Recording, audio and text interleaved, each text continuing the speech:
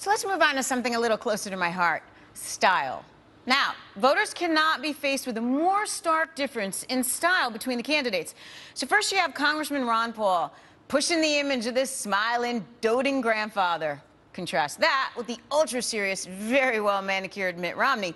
He's come off as thin-skinned when challenged by interviewers, leading critics to compare him to the master of the universe.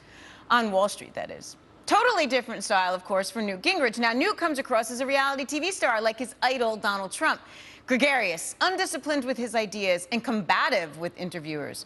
But ultimately, very likable, even if conservatives cannot agree with his big government credentials. So if we base our vote on style alone, who would win? Who would the freedom fighters pick? The grandfather, the master of the universe, or the reality TV star? Tonight's freedom fighters are Fox Business's Sandra Smith, Fox News radio host Alan Colmes, and Ben Powell from the Independent Institute.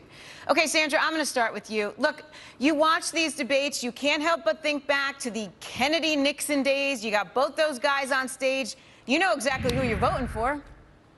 Yeah, I mean, we've been talking about this likability factor in the campaign, Tracy, and it's huge. People want to elect somebody that they either want to be or they want to have a beer with. I mean, that's really important in looking for a candidate right now.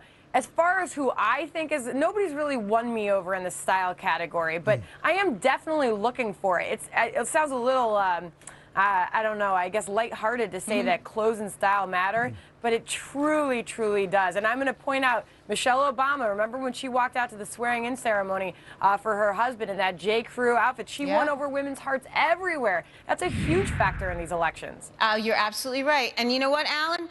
Ronald Reagan did it with, he brought a little Hollywood to the White House. It makes a difference. And yet, you know, you get Sarah Palin during the 2008 campaign. She gets ripped apart for spending money on, well, style. Well, because she was preaching austerity and spending thousands of dollars on clothes and not giving them back. So that was a big problem. I don't want to have a beer with any of these people, quite frankly. I think Obama wins. But you know, you got, Michelle Bachmann's got the crazy vote. You got Mitt Romney, who's kind of a stiff. I mean, does he even know what a beer is? Fair. Come on, it's not. His hair moved, I think, the other day. Does he know what a beer is? Come I mean, can you have a beer with him? Oh, come on. I'm sorry if you don't like my answers, but, so I don't know who are these. Maybe Ron Paul might be the guy I'd like to hang out with, of any of the people that are... You're going to go with the doting grandpa? Well, Newt Gingrich knows everything. He's a know-it-all. So, he's going to tell me... And then you got Rick Santorum who's going to tell you what to do in your bedroom. So, he doesn't know what I do in my bedroom, he let wants me tell to know. you. He wants to know. Ben, let's bring some sensibility to this. Ben, when people are watching, it matters. Of course style matters. I mean, there's a reason why when we go for a job interview, we comb our hair and wear a tie. We're trying to signal things about ourselves that our resume might not otherwise signal. And it's particularly important for presidential candidates because most people don't have the incentive to know very much in detail about the things they're going to do in office. So they base their votes largely on style. That said, my personal preference, all of these guys have already signaled one big thing to me that makes me not want to hang out with them, and that's that they're running for office in the first place. Anybody who wants the job is not someone who I think really should be in the job. And no amount of style is going to overcome that. Well, that's not very comforting. But, Sandra, let me ask you this. Do you think that they're being particularly hard on the women out there? You know, Don Imus one morning was making fun of Michelle Bachmann for getting her nails done, right? So maybe they should lay off a little bit. I don't know. Did Alan Colmes just use the word crazy to describe her? I just think that that's really, really unfair. And I think women are held to a much different and higher standard when it comes to these elections. Comment. I mean, I'm not saying it because she's a woman. That's not. I'm not being sexist here. I'm not saying it because she's a woman. That's not why I said that.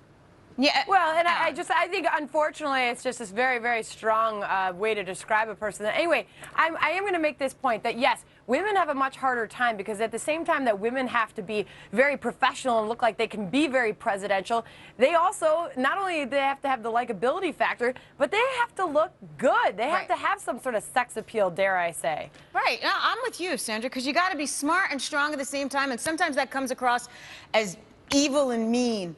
Ben, let me ask you this. Does Mitt Romney, even though his hair doesn't move, does he come across as too elitist for middle America?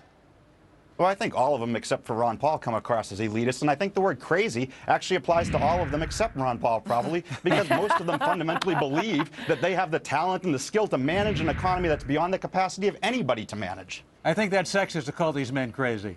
I think you're crazy to be calling candidates crazy, Alan Combs. Now, let me ask you this. You think Michelle Obama is going to pull her husband all the way through? Because she's the one with the style in the family, that's for sure. I think they both got style. I mean, I think what's going to pull Obama through is who he's running against. And who do you think that's going to be? Probably Romney. So it is going to be Romney. Sandra, what do you think? Does You know, Romney... and Tracy, to that point, did you see Mitt Romney on David Letterman doing the top 10? I mean, he's truly trying to break through on that style factor. He was trying so hard to show that he has a personality and a sense of humor. I think he was somewhat successful at doing that. He had writers. Alan, Hey, he executed well. So do the politicians, Timing is Alan. everything, Alan. Alan, every politician has a writer, including me. He had Letterman's and I'm going to writers. read He had this right Letterman's now. writers.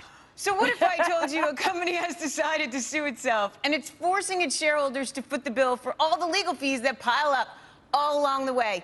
You would say I was crazy, not Michelle Bachmann.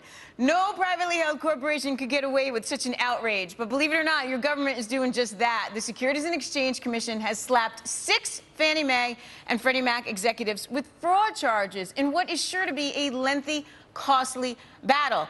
But the agency that regulates these mortgage monsters has decided that you and me will cover all these legal expenses. Ben, I throw this to you first.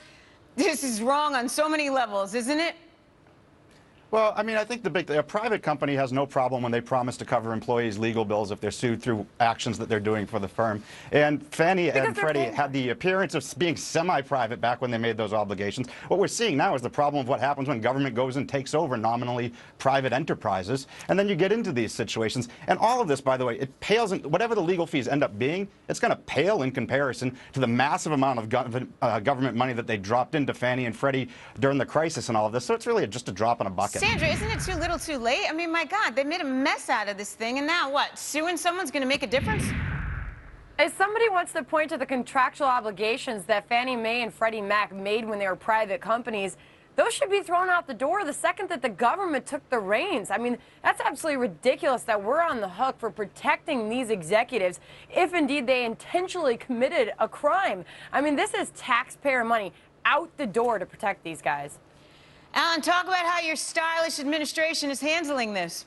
I think they had to go to binding arbitration and not use taxpayer dollars to solve the problem, given the fact the private-public nature of it. So that probably be the best solution. Wait, did you say private, Alan Combs? When I said it's a private-public issue, we don't know whether we're dealing with a government entity or a non-government entity because it's changed. So I would say binding arbitration would be the fairest way to go about solving the problem. Ben, should we abolish Fannie and Freddie?